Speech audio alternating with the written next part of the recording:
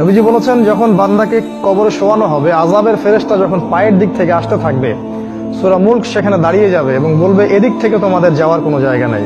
কবরের আযাব থেকে আপনাকে ইনশাআল্লাহ সূরা মুলক বাঁচাতে পারবে। আজকে আমরা ইশা সালাতে যে সূরাটা পড়েছি, প্রথম রাকাতে এই সূরার কথা বলছি, তাবারাকাল্লাযী বিয়াদিহিল মুলক ওয়া হুয়া আলা কুল্লি শাইইন কাদির। অর্থ সহ পড়লেই বুঝতে পারবেন কেন এই সূরা আপনাকে কবরের আযাব থেকে বাঁচাবে ইনশাআল্লাহ। এরপরে পড়বেন সূরা ফালাক, নাস, ইখলাস। 3 বার করে পড়তে হয়। হাত দুটোকে একত্রিত করে নিয়ে ফু দিয়ে মাথা থেকে গায়ের যতদূর পর্যন্ত পারেন মাসাহ করবেন। এই কাজটা কেন করতে হয় জানেন?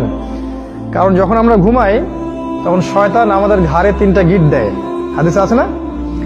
প্রথম গিট দিয়ে বলে যে ঘুমাও, তোমার সামনে লম্বা রাত।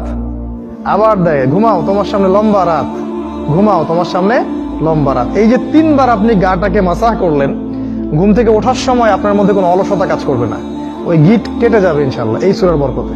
এই জন্য এটাও 3 বার, কারণ শয়তানের গিটও 3 বার।